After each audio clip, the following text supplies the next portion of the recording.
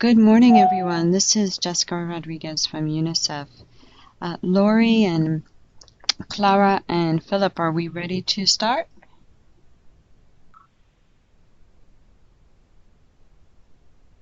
I'm here. Okay. Philip and Clara, I want to make sure that you're both also with us. Yes, I am. Okay, great.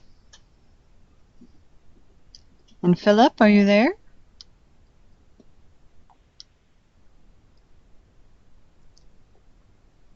Philip, I see your microphone moving, but we can't hear you.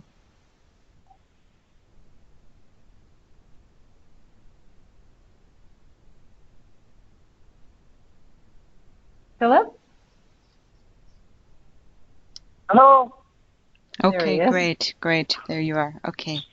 So thank you everyone for joining us this morning for a webinar on retention. It will include a webinar that reviews the evidence, the latest evidence and best practices for retention in the care of mothers and infants in the context of prevention of mother-to-child transmission of HIV in East and Southern Africa, as well as findings from community-led research. As we all know, retention is a huge challenge as we try to achieve the elimination of mother-child transmission of HIV. Some studies show about after a year, 70 to 80% of mothers are retained in care.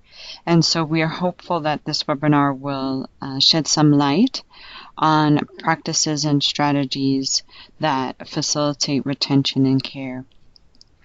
Before we get started and before I turn it over to our colleagues from East and Southern Africa, and our office there really led the charge in commissioning this work.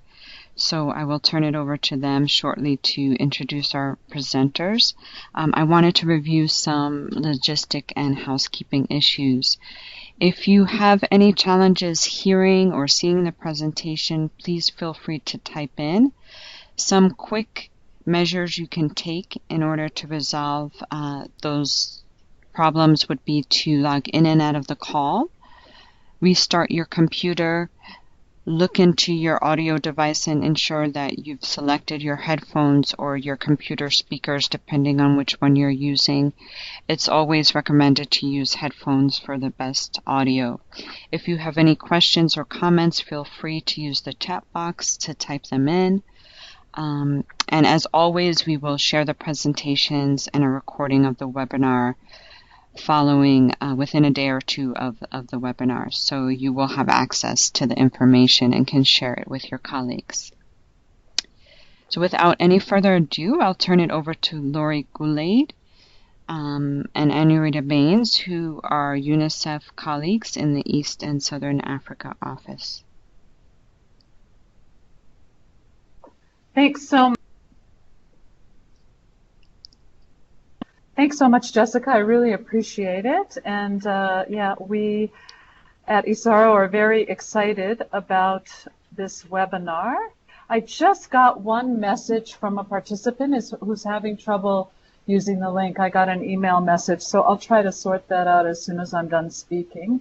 And can I also just ask those of you who don't have your microphones muted to please do so? We were getting a little bit of an echo when Jessica was speaking. Okay, on to the exciting stuff. As Jessica said, retention is a big challenge. We've made fantastic achievements in this region on PMTCT coverage, particularly on initiating women on ART. But the big challenge is keeping both women and their children in care, as it is a lifelong regimen.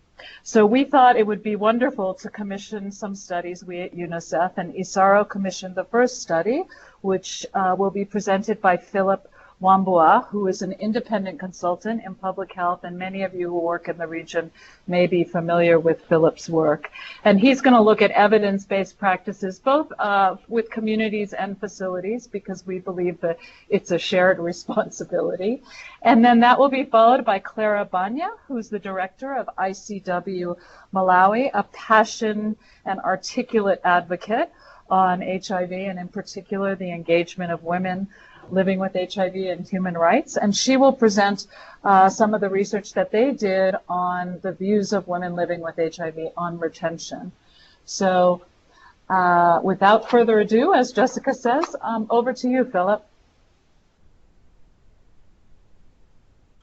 Okay, thank you, and good afternoon, everyone from East Africa. So as introduced, my name is Philip Wambua, and I'm presenting a study on evidence-based practices for retention in care of mother-infant pairs in the context of PMTCT, and it comes with a summary of guidance for scale-up. Next slide.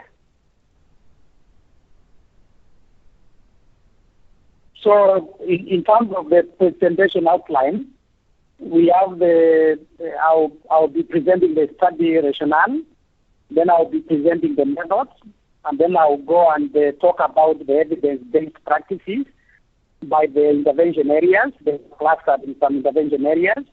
Then I'll look at the limitations of the study and the areas that we identified for further research, and then look at some operational considerations for countries that would want to pick these evidence-based practices, and then make a contribution.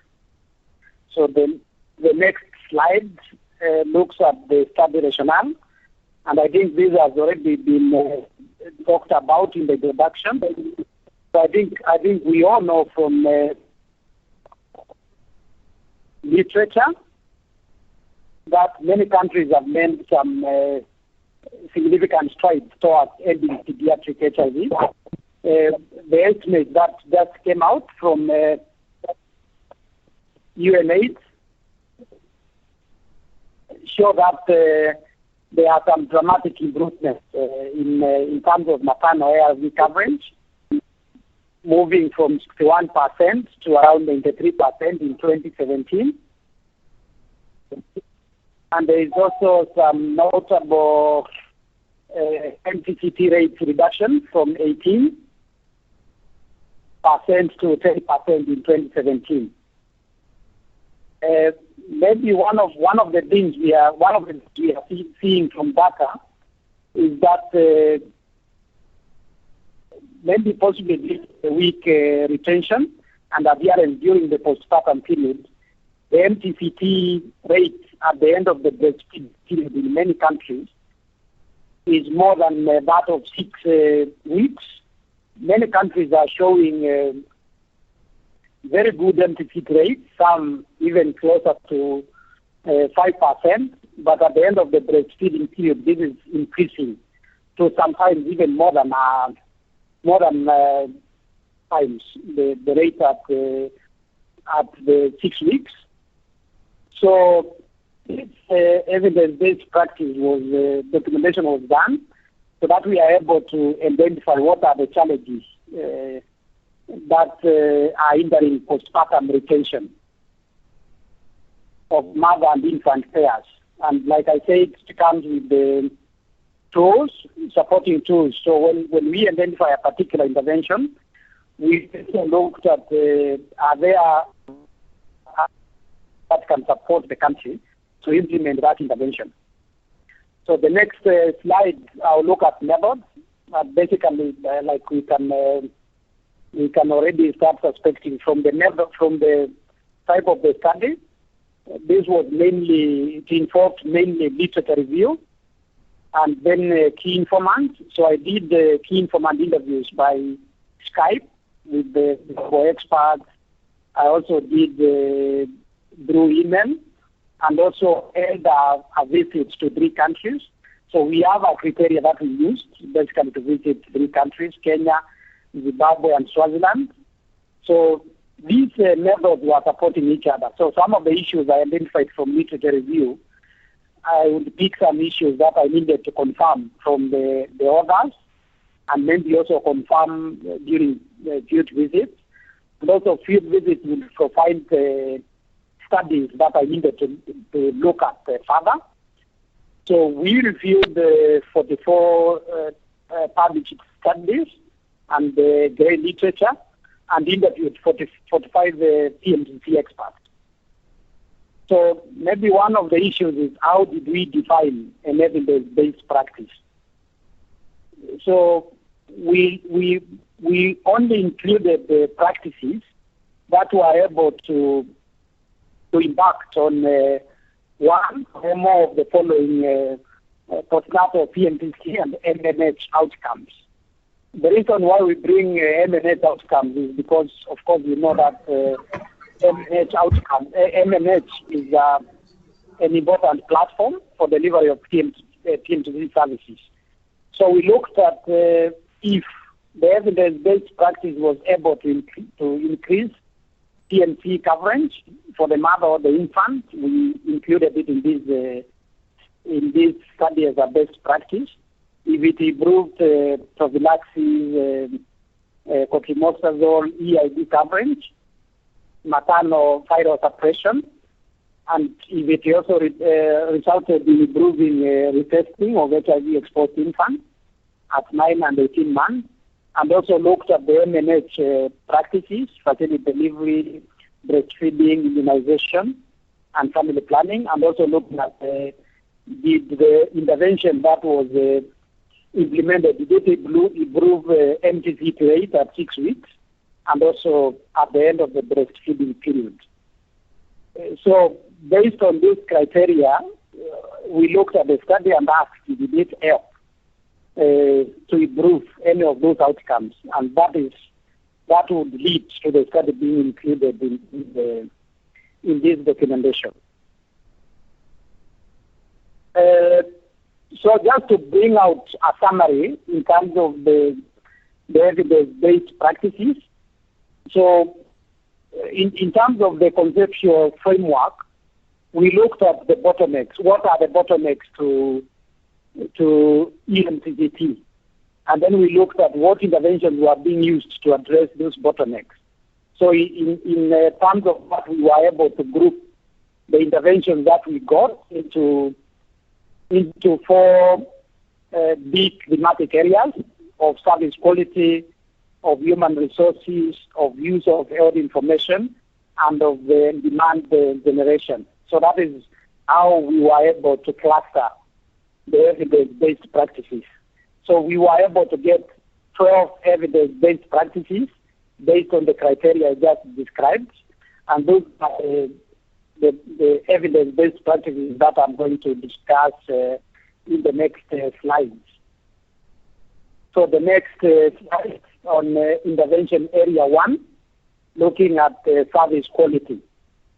So in describing these evidence-based practices, I'll be providing a background and rationale to the evidence-based practice, and then I'll be getting some selected evidence. So from the studies, which studies were able to show that this is an evidence-based practice. So in terms of background and rationale, improving laboratory services was mainly focused on EID. So like I described, the issue was looking at the bottleneck. What is the bottleneck? So in terms of the bottleneck, we see that in East and Southern African region, only 62% of HIV-exposed infants are able to receive their HIV test within 2 months of birth. And the key bottlenecks that are identified are limited infrastructure of the whole EID process, insufficient human resource capacity, weak supply chains, delays in sample transportations, and also issues with returning the results.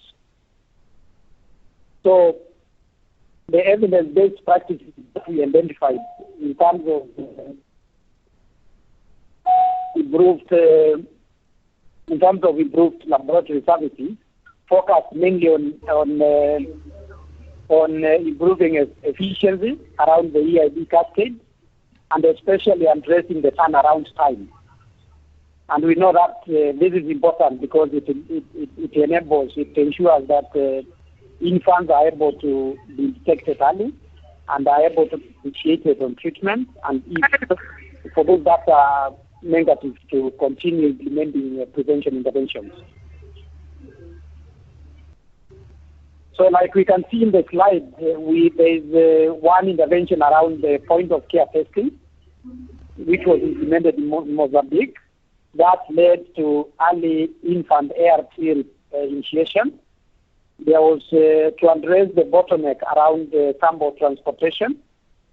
Zimbabwe was able to use SMS, which was associated with reduced turnaround time.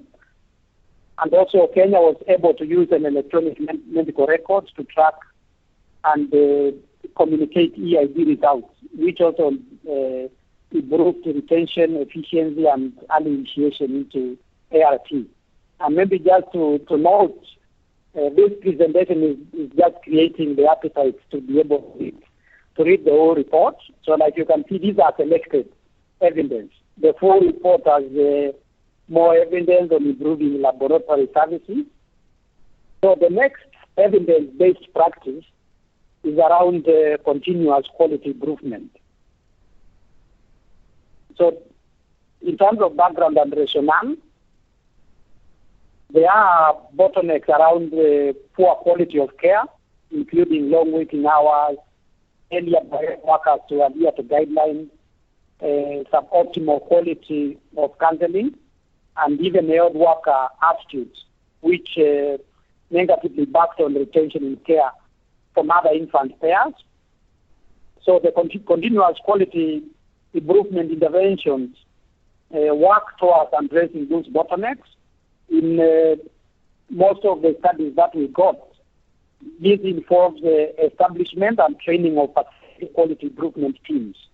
And when those teams are formed, they meet regularly, they identify bottlenecks to retention of mother-infant pairs, and then they develop like mini quality improvement interventions, which then are used to address the bottlenecks. So this is one. This is, sir, are we together? Yes, we are. Please continue, Philip. Sorry? We can hear you fine. Please feel free to continue. Okay, good, thanks.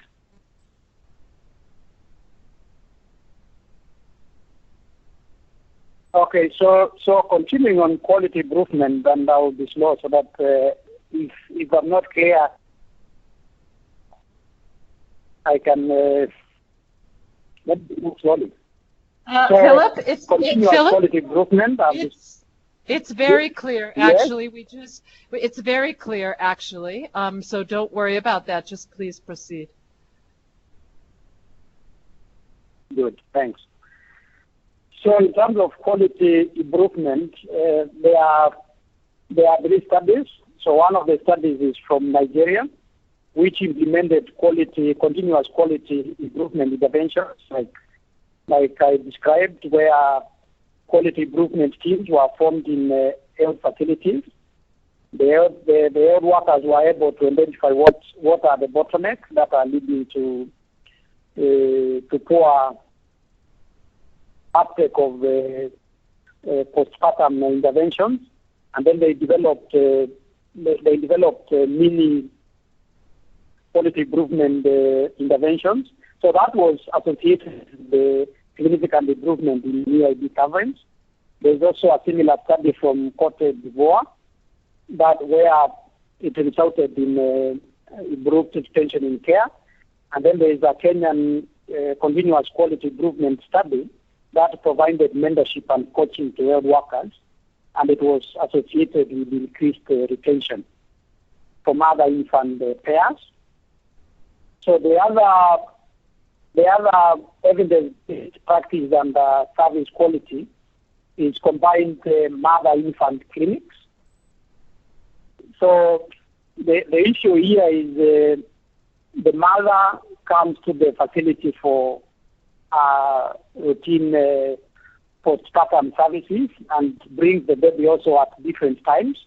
So the issue is that this wastes time and increases costs and may also delay service provision and can result to loss of the mother and infant documents. So the idea here is to see whether there is a way that both the mother and the infant services can be provided at the same point during the same time to also eliminate the missed opportunities. So this model, from the studies that we got, it will promoting the integration of the mother and the infant services at a single point of care until the infants reach 18 months. So there was one good study from Rwanda which implemented this concept of the combined mother-infant clinics and led to improved retention and also higher for postpartum family planning and a lower final MTCT rate. So you can see the study improved outcomes for both the infant and the mother.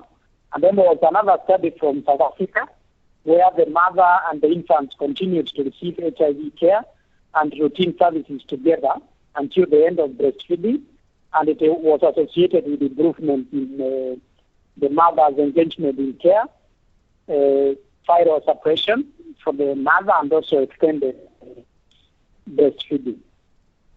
So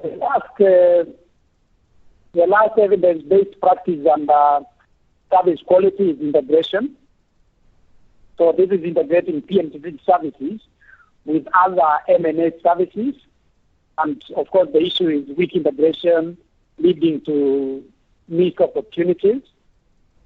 And this focused a lot on integrating PMTCT services with the other M&S services such as immunization. And this focuses on building the capacity of the health workers to be able to provide the integrated services and also strengthen the commodity supplies, because when we integrate the services, we have to ensure the commodities are available and also addressing the issues of supply and flow. So one of the evidence comes from Zimbabwe, where EID was integrated with immunization. And it demonstrated improved identification of HIV-exposed infants because the immunization program was used to identify infants who have HIV-exposed infants who need to receive the services and have not. It was associated with the increased infant prophylaxis and also HIV testing at 18 months. And it did not have any negative impact on the immunization coverage. The other study from Zambia was also associated with the improved postnatal PMTCT and immunization.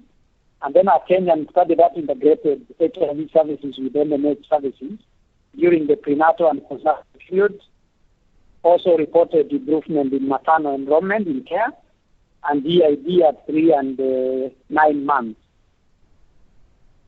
So when we got the next slide, which talks about implementing interventions for improving service quality. So when we get all the evidence-based practice in each intervention area, we try to bring up this slide to just summarize and show some considerations that countries to make. So in terms of service quality, some of the things that we do is that it is important to know the bottlenecks. The countries should know the bottlenecks. So, for example, if there is no EID coverage and there is long turnaround time, it's important for countries to consider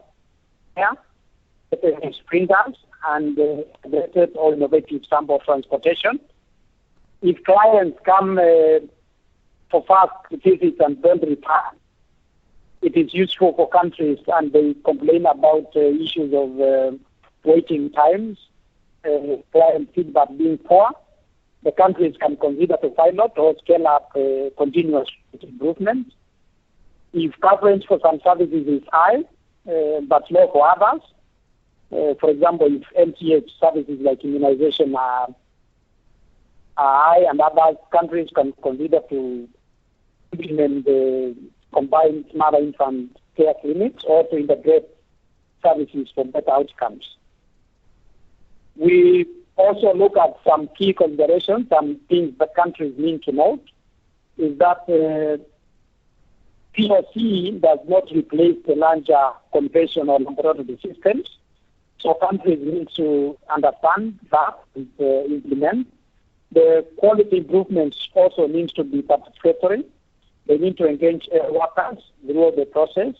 And also for better integration, worker skills need to be strengthened so that integration does not weaken other programs. So, for example, if we are integrating EID into immunization, it is important to ensure that integration does not weaken immunization. So that consideration needs to be there. So moving to the other intervention area 2, human resources for health. We identified 2 evidence-based practices here, and one of them is staff shifting to community health workers and other lay counselors. And of course, the background here and the rationale, we all know about the big shortage of health workers in many countries, which impact on quality and availability of services and also leads to high attrition rate. There are also issues that come with the shortage, the health workload.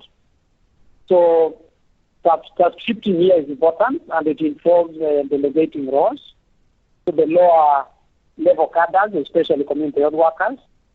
And this is, of course, accompanied by training and ensuring that there are good systems for supervision and ensuring quality. Some of the collected evidences that we get, of course, there is more in the report. There's one study that used trained and supervised lay counselors, and it showed that the candidate is accepted and able to perform the duties. And then there is also a randomized control trial in South Africa that utilized trained, supervised, and remunerated CHWs to conduct home visits. And it resulted in improved correct medication of infants and breastfeeding. And it's important to note the word trained, supervised, and remunerated. And there was also anti-voter tracing by CHWs in Zimbabwe that helped to improve the retention and also increased infant prophylaxis.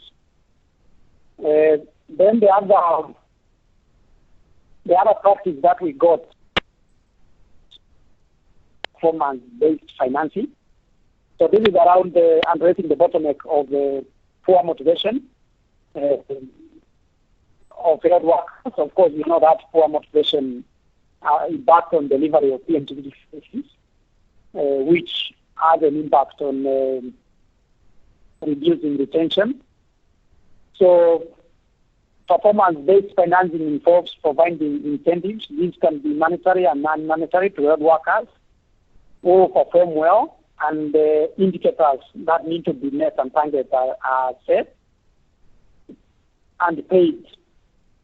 So one of the supporting evidence is a Rwanda study that involved use of the performance scheme, which resulted in increased institutional deliveries and number of preventive care visits to health facilities by children aged 24 months and younger.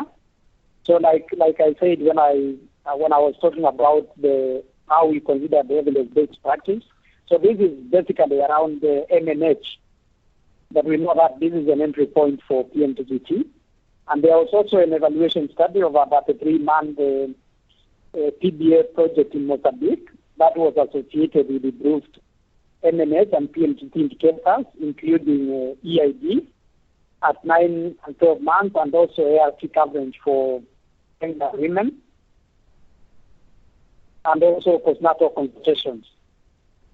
So just like we did for the other intervention area, so around knowing the bottleneck, so where the human resource shortages and where there are human resource shortages and there is high demand for services, I think one of the issues to consider is task shifting to some lower cadres.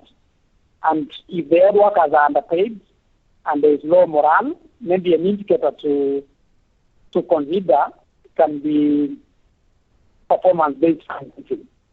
But even in implementing those interventions, there are some key considerations. So, for example, task shifting should be accompanied by clear job description, training, and supportive supervision to ensure quality. So when we task shift, we have to ensure quality. The other issue is around performance-based financing, and of course, from literature, we know that there are some challenges with performance-based financing. So there have to be very strong mechanisms to ensure sustainability. And it is also important to note that we can go beyond monetary incentives to look at other ways of rewarding staff, for example, recognition, time off. So I will go to the next intervention area, which is the health information systems. So around health information systems, we got two evidence-based practices. So one of the evidence-based practices is use of appointment registers. So in terms of the background and the bottleneck being addressed by this evidence-based practice, one of the issues is many mother-infant pairs are lost to follow-up due to lack of systems to track and identify the clients scheduled for care.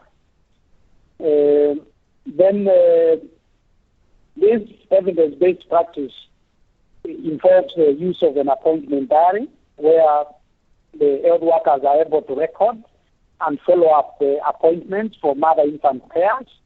And then based on the review of the information, missed appointments are tracked and followed up through text messages, phone calls, and home visits by community health workers. So some selected evidence is the appointment registers that were used in Malawi that improved follow-up and return of women who had missed appointments. Then there was also a study in Zimbabwe which used appointment registers and improved appointment making, return of women and infants to care within 3 months of missed appointment, and also tracking. So, and like I said, some of these studies come with tools. So there are available tools that countries can use to promote use of appointment registers. The other evidence-based practices around PMTCT data reviews. Yeah. And the issue here is, sorry? It's okay, Philip. There was some interference. So the issue here... Yeah, Philip, we can hear fine. So the issue here around the time is running away from us, Philip, so see if you can go a little bit faster. Okay. So PMTCT data reviews, I think we know here the issue is around being able to get data for decision making. So we have some evidence, and one of them is from South Africa, which used dashboards, and it led to improved postnatal care. We have another study from Tanzania, which used performance reviews, and then there's a country review of PMTCT cascade analysis, which also improved PMTCT indicators. And then also important is the use of community scorecard in Malawi. So the next slide, just the issue is knowing the bottlenecks. So where there are issues around appointment, using the appointment registers, where there are issues of not being able to use data for decision making, using PMTCT data reviews, and also to strengthen community involvement, being able to use community scorecard. There are some considerations which are presented that countries needs to consider. So engaging health workers, ensuring that there are protocols for immediate follow-up, and ensuring that the tools for data reviews are available. And when involving communities, it's important to use simple presentation that encourages joint action. So the last intervention area is around the demand creation, and here we have mobile phone client communication. I think the issue of mobile phone is well documented. So the issue here is to provide knowledge and also to do reminders.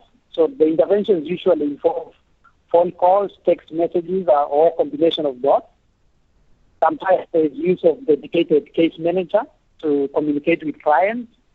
So we have 2 studies from Kenya where we used mobile phone calls, while the other one used text messages.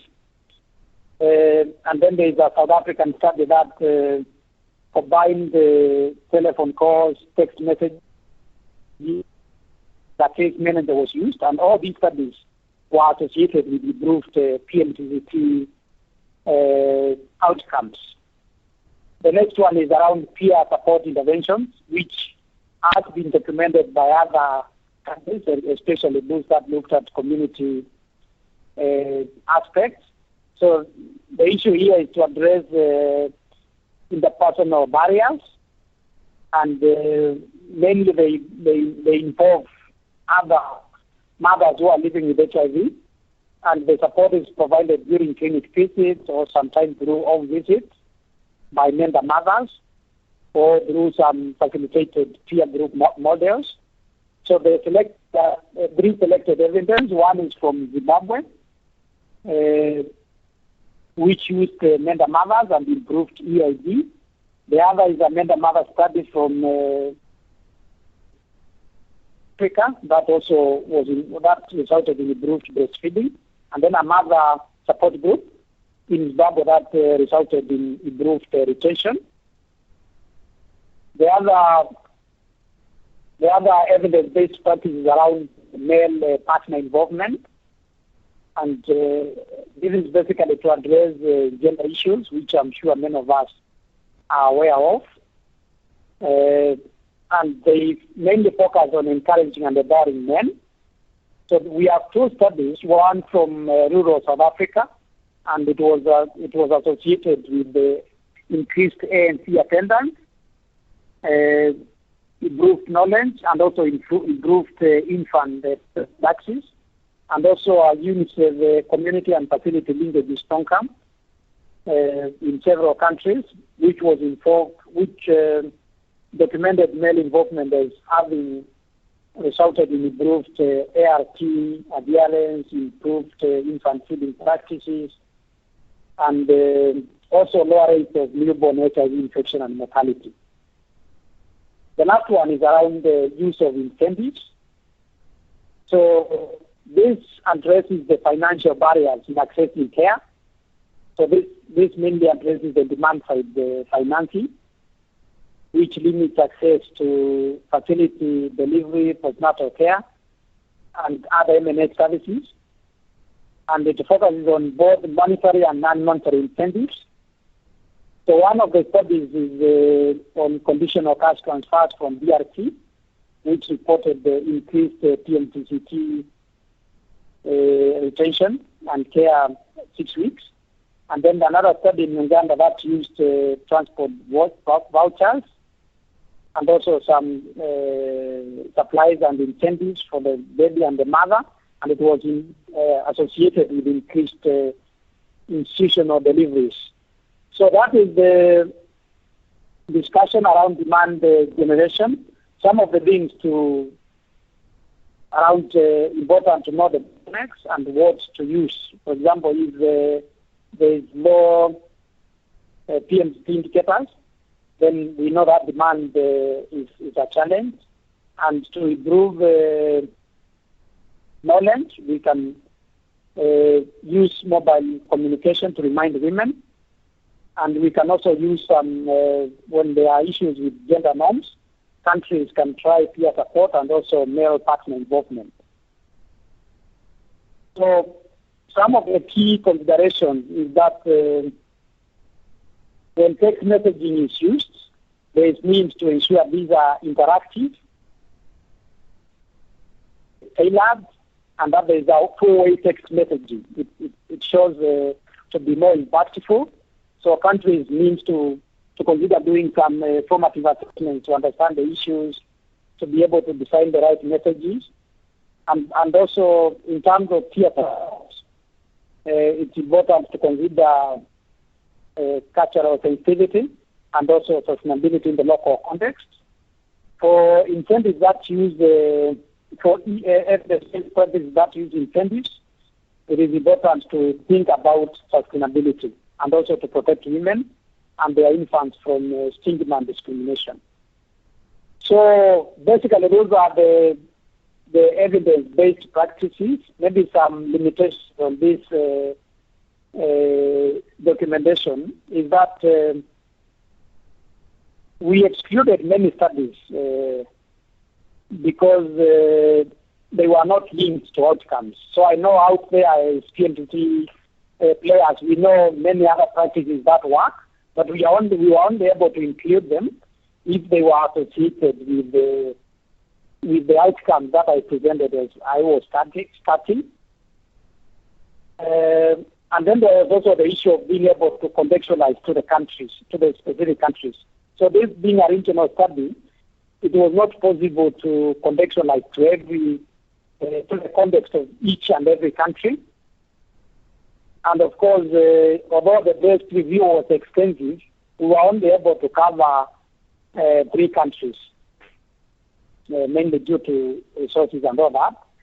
So there are some promising practices that were identified and recommended for further research. One of them is use of electronic health records. And then the other is around interventions for adolescent mothers. So what interventions can be used to increase retention, especially for adolescent mothers, and also issues around innovative health worker training approaches, and the issue of private sector and PMTCT. But in general, from this study, it looks like there is work that needs to be done, especially around the late months of breastfeeding. When we look at many studies, many of them talk to around the period of the 6 months, but then that late period of the breastfeeding, there are not many studies that talk about retention. Maybe some of the operational considerations, in addition to what I've been speaking through. One of the issues is that it means to fully explore and understand the local bottlenecks to retention. Then, based on that, countries need to select and tailor the practices to address the priority bottlenecks. And then there is needs to ensure broader involvement of stakeholders. It's important to cost the evidence-based practices, and also ensure they are included in national plans like the PMTCT. And then the other part is ensuring quality in the implementation, and very important, respect for human rights in the evidence-based practices, and also important to implement it safely so that the countries can monitor, learn, and scale up. So in conclusion, I think from this study we can say that the evidence-based practices do exist, and there is potential they do exist, and if implemented in scale, there is potential for them to improve retention in care.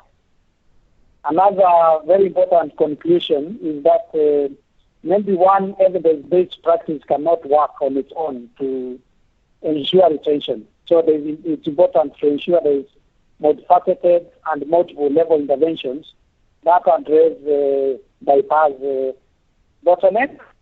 So that's the end of my presentation. And on the next slide, there are acknowledgements to people and organizations that were involved in this study. So that is listed there.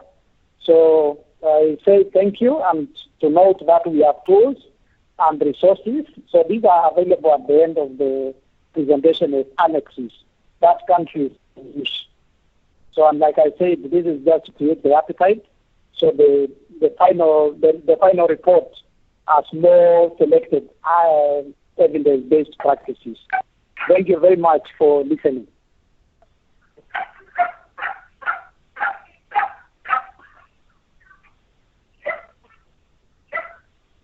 Thank you, Philip. And then we will turn it over to our next presenter. Laurie, do you want to introduce Clara?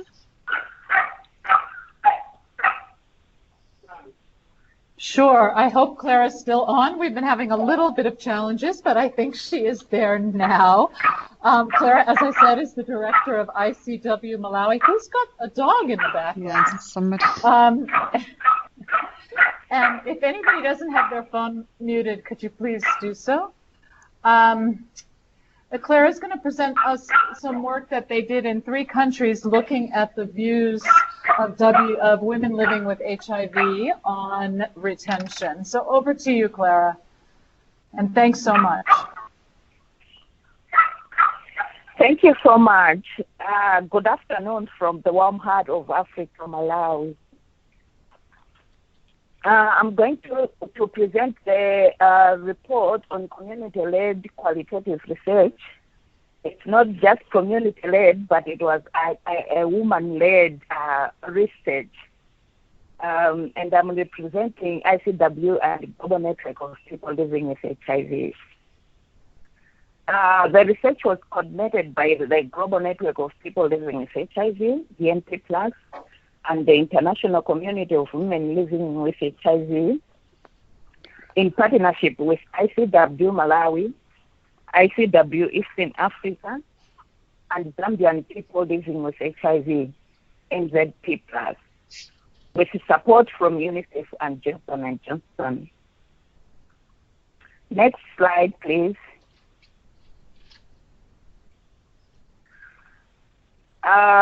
The research was conducted in 3 countries, which are early implementers of lifelong treatment, option B+ for pregnant women living with HIV. That is Malawi, Uganda, and Zambia. In each country, at least 3 sites were selected, and 10 focus group discussions were held in locations across Malawi, Uganda, and Zambia to hear directly from women what factors they felt helped them to retain in care. The locations were chosen because they had relatively high retention rates, higher than the national average, and have been implementing long-life treatment for more than 18 months. The majority of the women who participated were pregnant mothers or had given birth within the preceding 12 to 24 months and were all living with HIV. The research was conducted and led by representatives from ICW Eastern Africa, and NZP+. On top of that, 25 key informants at the district level, health care workers and community leaders engaged in PMTCT programs were interviewed as key informants. While it was not possible to secure interviews with each stakeholder in all the 3 countries, researchers also interviewed key stakeholders at national level, like PMTCT program managers at the Ministry of Health, implementing partners, UN agencies, and leaders of community organizations. Next slide, please.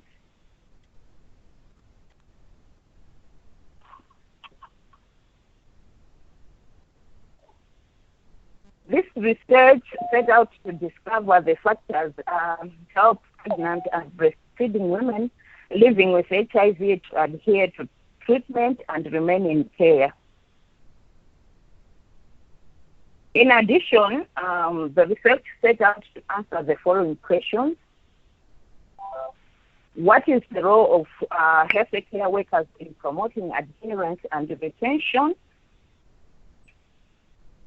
And how can they be improved?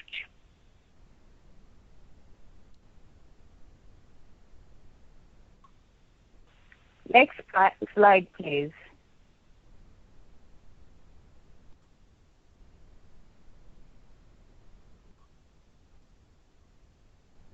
The research shows that at an individual level, when women are provided with complete information and are allowed, given time to absorb and understand it, they are strongly motivated to adhere to HIV treatment for their own health and also for the sake of their baby's health. One member at Lambulira Health Center said, the moment I accepted that I would take them my entire life, I told myself I would walk the journey without looking back. And one participant at Makata in Malawi said, I tell myself that no matter what challenges I face, I will stay on treatment. And also this research also supports the reality that determination alone is not enough. For health assistance to return women living with HIV in care, it is vital that we understand what facilitators women need to support them along their treatment journey. Our research revealed 3 primary factors play a critical role in facilitating adherence and retention. And these primary facilitators are giving practical and emotional support to empower women living with HIV, improving the quality of health services, respecting the rights and dignity of women living with HIV by addressing stigma and discrimination. Next slide.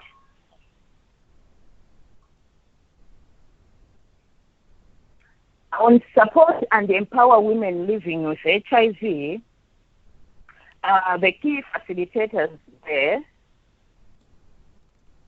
knowing the health benefits of treatment, encouragement from family and friends, as one of the participants from Lambulira Health Center said that she was hit by the car, but because she was able to disclose her status to her family members, when she was taken to the hospital unconscious, the family members were able to bring her medication to the hospital. But also support from PA and the wider community and psychosocial support, it's very important. One of the participants indicated that at the support group, we share each other the challenges that we are facing while taking the ARVs and encourage one another on how we can overcome them. And one woman living with HIV in Zambia indicated that women should get counseling and encouragement. They should be told how they feel. Then they start taking treatment. They should be told the benefits. This is not the same for everyone. Sometimes you can be sickly if you do not take a medication. However, with medication, that can stop. Next slide, please.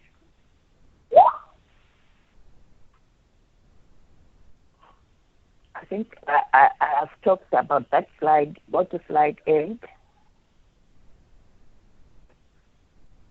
On improving the quality of health services, the key facilitators were women-centered health services. As one of the women participants in Ishitipa, Malawi, indicated that I don't have to travel like three times a month to get several services which I require.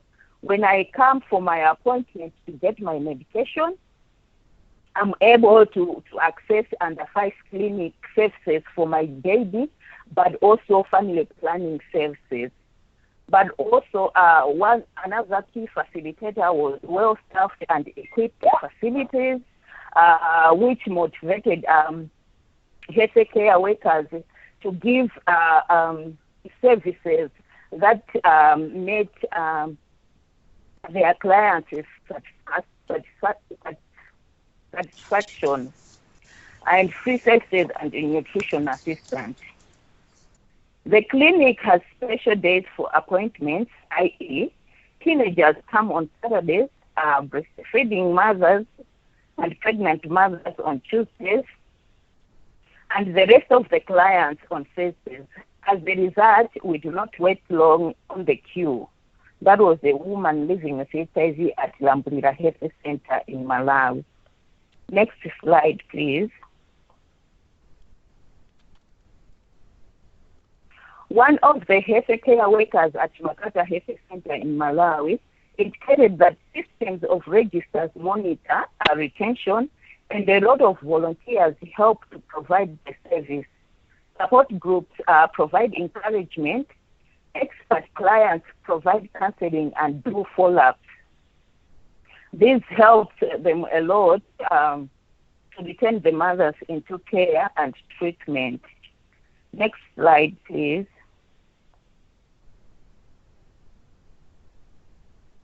On the respect of women's rights and dignity, the key facilitators were respectful and considerate health care workers and non-judgmental counseling for women and their partners.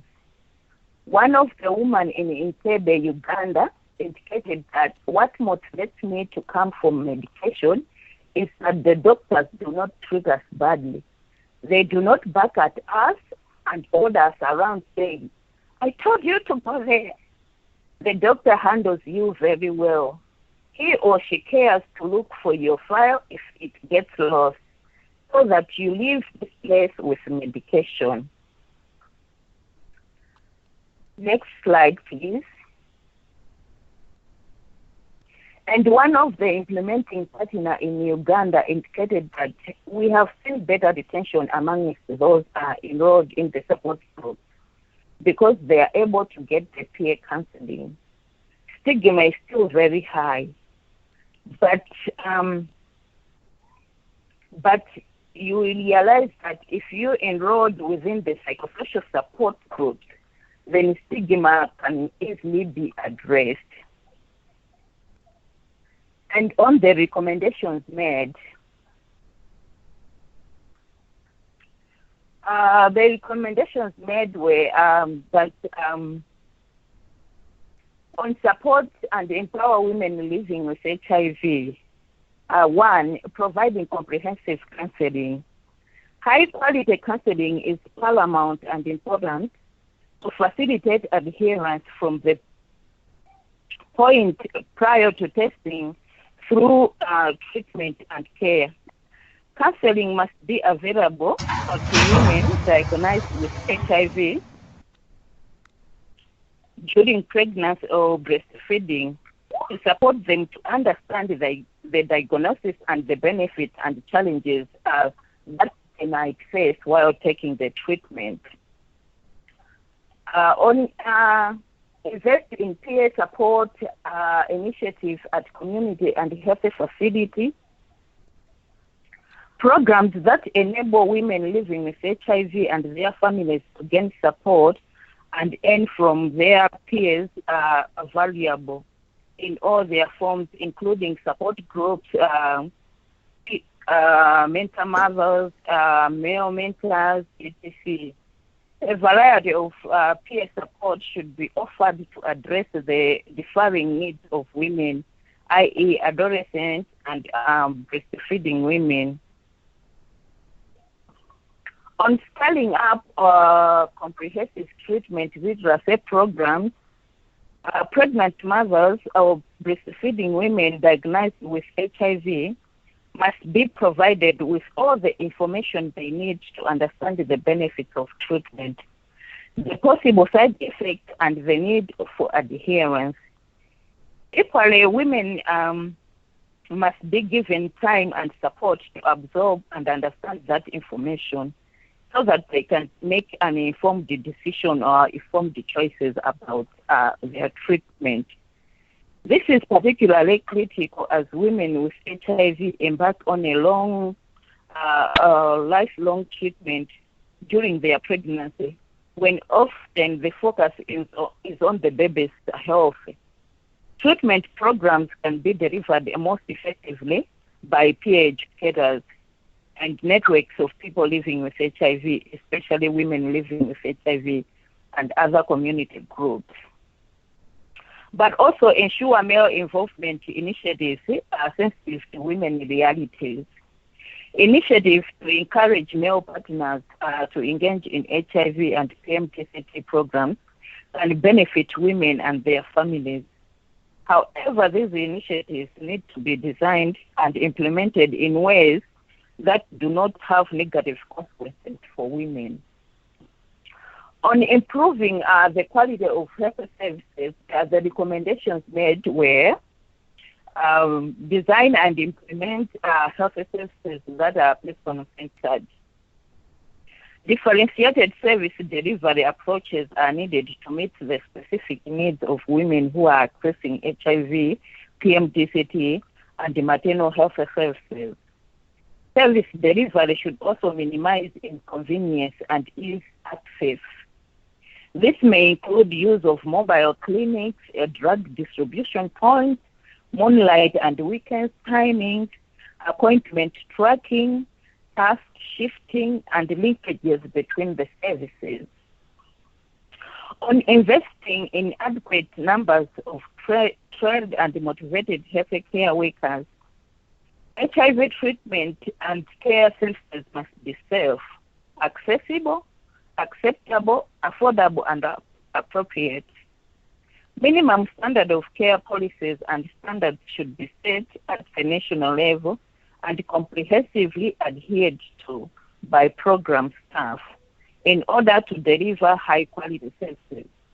Healthcare workers, including community healthcare workers, require ongoing training, support, and recognition for their work. Staffing levels must also match the demand for services. And another recommendation on improve the quality of health services was ensure that all women have access to health care. Poverty should not be a barrier to health care. Services must be accessible to all. Where possible, treatment and care should be free at the point of use. All efforts should be made to support women, including social grants to cover transport costs, nutritional support, and schemes to encourage income-generating activities. Another recommendation was on respect of women's rights and dignity.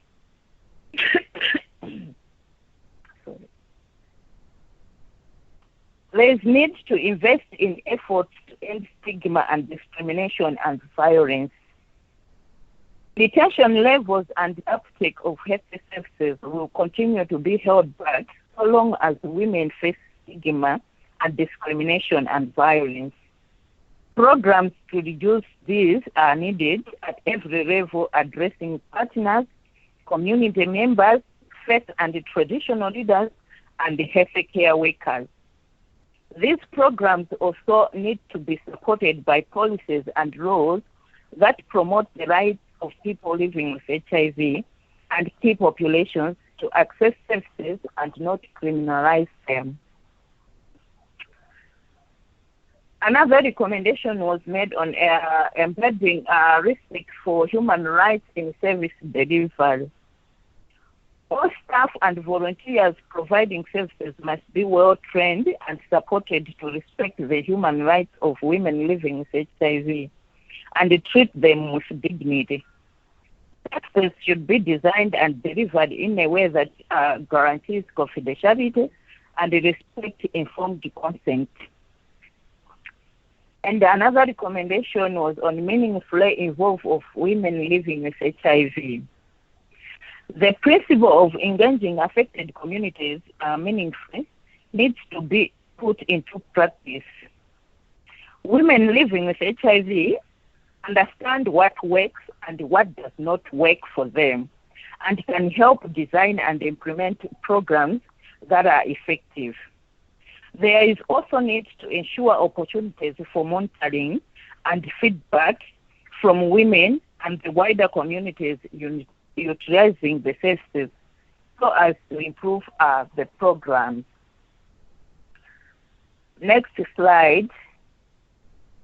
And those are the resources that you can find on GNP Plus and our website, and also ICW website, which we are focused a lot on the access to and retention in care for women living with HIV, especially pregnant mothers and breastfeeding mothers. Thank you very much. Thank you, Clara, and thank you, Philip, both for your presentations. We will open it up for questions and comments. I think it was quite interesting to see many of the parallels between both presentations regarding peer support and the quality of health services provided to women living with HIV. So one basic question for both presenters was if you could talk about the time period for the research that you undertook. And then there are a few follow-up questions for Philip, so I'll read them in a batch and then turn it over to Philip for his response. So in addition to clarifying the time period, for Philip, did you find any best practices on the retention of HIV-negative women in the system with the postnatal retesting recommendation to identify postnatal women who seroconvert? It would be great to know if there were any practices to facilitate retesting of HIV-negative postnatal women. So that's one question. And then another question linked to that for you, Philip, is, well, another question linked to your research is, were there any evidence-based practices on increasing male involvement? So over to you, Philip, and then we'll turn to you, Clara, for some questions.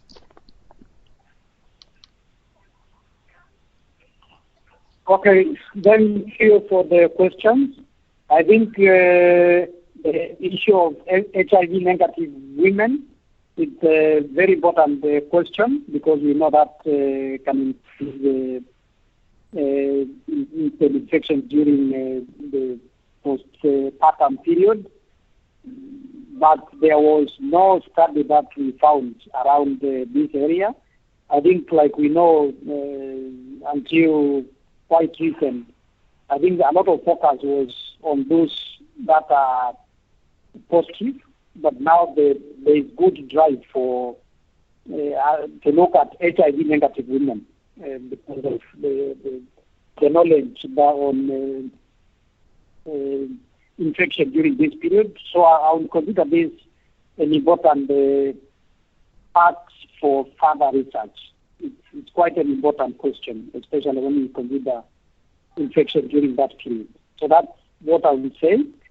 Then, yes, there were studies that showed that male involvement in itself increased. So the way I would put it is, there were studies that showed male involvement improved PMTCT outcomes. And these studies, some of them are described, and even a review that looked at male involvement in different countries by UNICEF. So that is available in the studies. Okay, thank you, Philip. And can you clarify the time period? My response to that. Sorry, Philip. Are you able to indicate the time period for the study you collected? So the time period, the documentation was commissioned in November last year. So the whole process went, the data collection went to around May this year. So that is the time period. I think in terms of, I don't know whether this also relates to the studies that I documented. There was an attempt to document studies from 2013 if there was any conflict in terms of guidelines for PMTCT, but where there was no conflict, studies, all the studies were included in the documentation. So that is well described in the methodology section of the study. Okay, great. I don't know what that responds to that particular question, if I got it right. Okay. Yes, thank you. And to you, Clara, is the same question. What was the time period for the women-led research?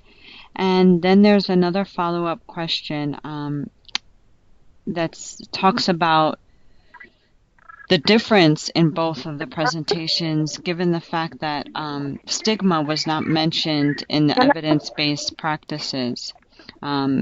So stigma was not identified as a barrier to mother-baby pair retention, particularly for those women and children who were not attending clinics. Hello? Hello?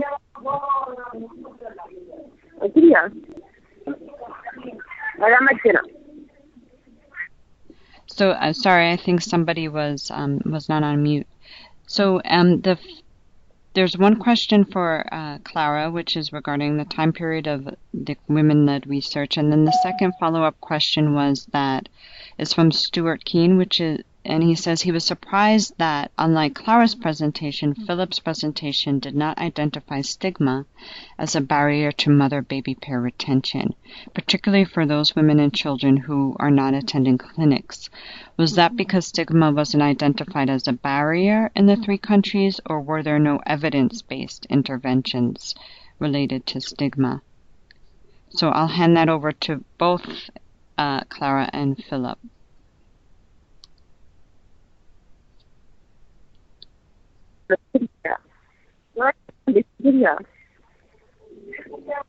Clara, are you there?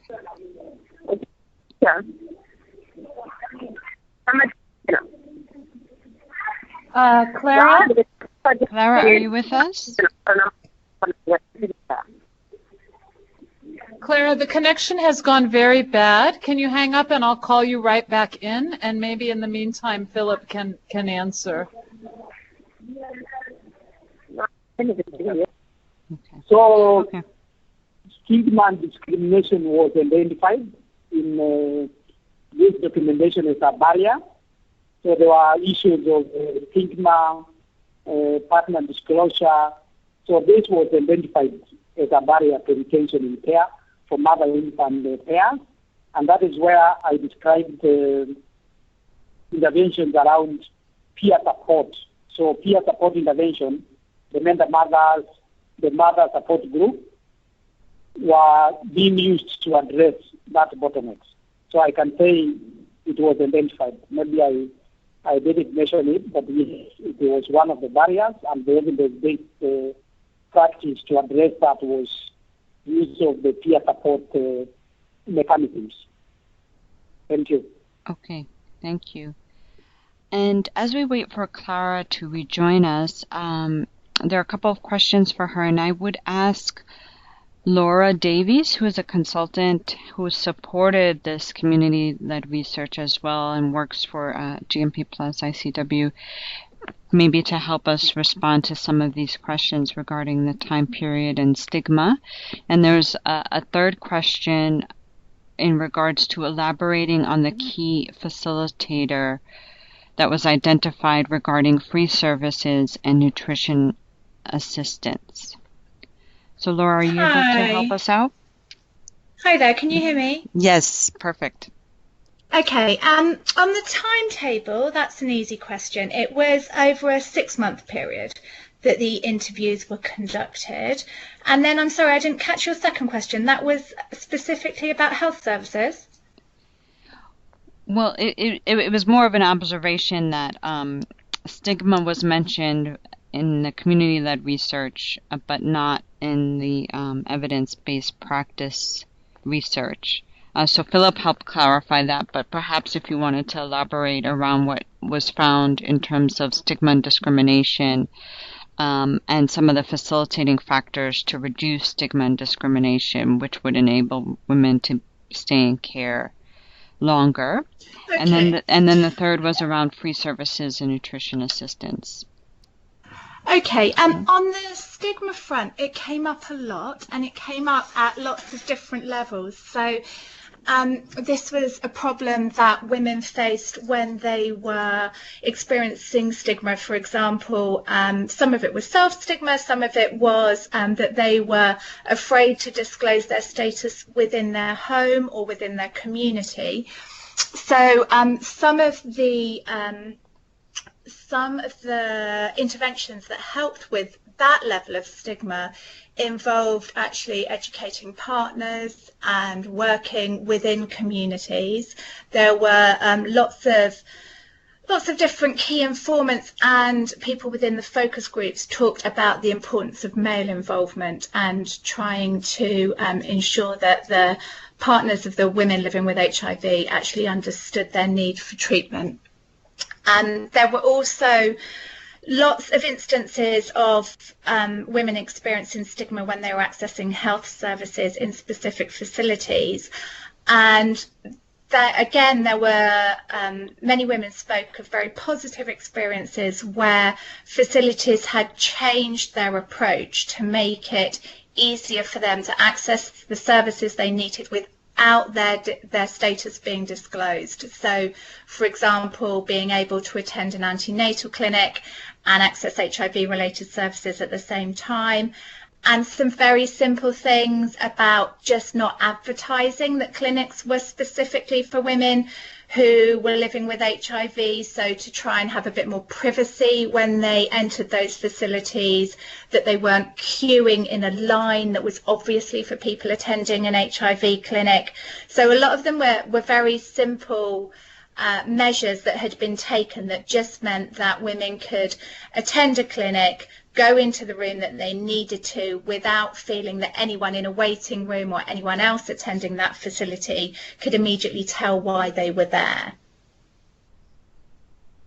Okay, great. And then could you elaborate a little bit more on the key facilitator that was identified around free services and nutrition support and the perspectives of women regarding those facilitating factors? Why were they so important?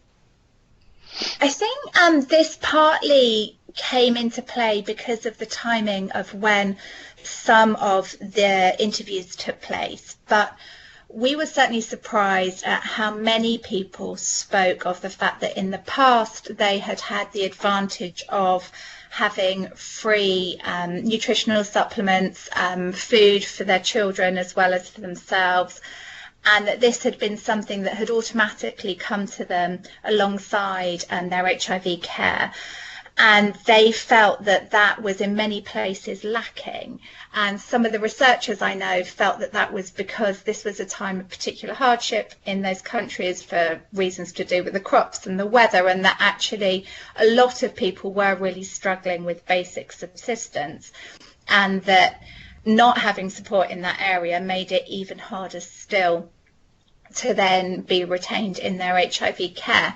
There were not many particular examples at that time of clinics that were continuing to do that, and so actually from the point of view of examples that can be emulated elsewhere, they were looking back at things that had happened in the past rather than talking about current interventions that were working. Women were actually raising it as a concern and saying what can be done about this rather than pointing at places where it was working well at the moment. Okay, great. Thank you.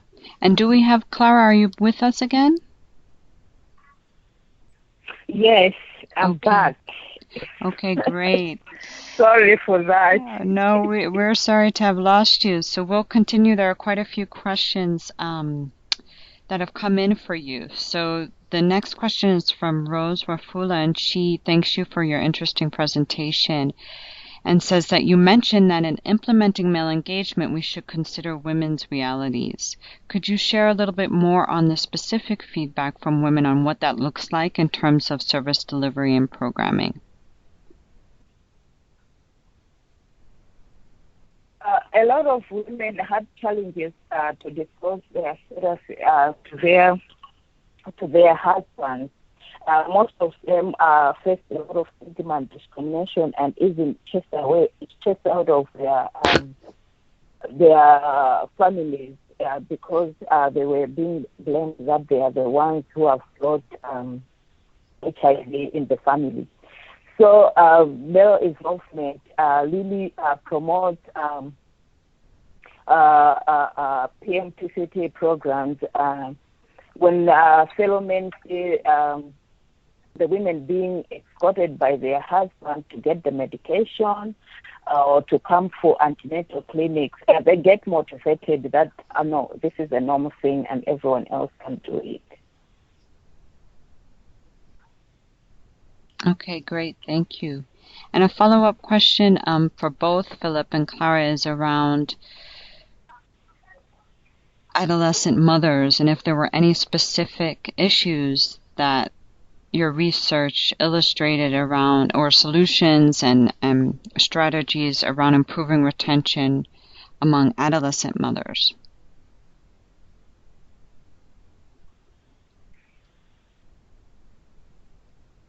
Are you able to repeat that, Jessica, again? Did you find any evidence-based practices around improving retention for adolescent mothers specifically? And that's for both yourself and for Clara. Were there any issues raised around facilitating factors that enhance the retention of adolescent mothers in care?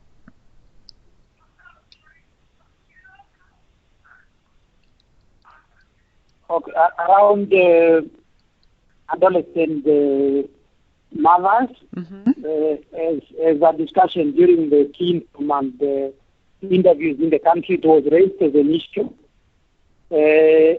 I found that there were practices like use of young member mothers, so adolescent member mothers, but this has not been implemented and tested. So it could not get into the report as an evidence-based practice, but I've documented it as an area for further research. So basically, that's what I can say about adolescent mothers. Great. Thank you, Philip, for that. And Clara? The adolescent mothers, teen mothers that we interviewed indicated that they still feel they are part of the teen clubs, and that if the teen clubs are like divided into age brackets, so that they can have their own like age bracket, they feel motivated to stay there. But also there are other teen mothers who have gone back to school. When they come and talk to them, like mentoring them, giving a motivation talk, that inspires them, and they know that they have to stay on treatment, but also they have to continue with their school while they are taking care of their baby. Yeah, thank you, Clara and Philip. And I think the question's a very important one as we see that adolescent girls and young women access PMTCT. Their access is more limited, and their coverage for adolescent mothers is lower. So I think it's really an important question, and they face very specific challenges in remaining in care. And so I think it is an area both in terms of community-led research, understanding their views and perspectives, as well as trying to gather the evidence around what works to keep adolescents in care. So I think it's a very important question. There are a few questions that have come in for Philip around, again, the time and the dates of the studies, as well as the list of the citations of references. So we will share these presentations, and I'm sure when the final report that Philip is working on is ready, we will also help to disseminate it. So stay tuned for that. There are a few more questions that are, I think, that Lori has responded to. So if there are there any last questions or comments? Jessica, maybe I should just say that we hope the report will be out quite soon, maybe November, but definitely in Q4. Okay, great. Wonderful. I'm sure we're all be excited to read it in full. So without any further ado, I know we're headed towards the end of the hour and the end of the webinar. I wanted to express my appreciation to Philip Wambua and Clara Banya, who presented on retention of pregnant and breastfeeding women in the context of PMTCT, focused on East and Southern Africa. And I want to extend my gratitude to Lori Goulet and Anurita Baines from the UNICEF Eastern and Southern Africa office, who organized this webinar and facilitated much of this work. So thank you both. Feel free to reach out if you have any further questions. We'll connect you via email, and we'll also disseminate the presentation and recording of the webinar for you to circulate with your networks. Lori, do you have any final words or comments? No, just huge thanks to the two presenters and to everybody who listened in, and we look forward to sharing the report soon. Great. Thank you, everyone. Thank you. Thank you. Thank you, Clara. Thank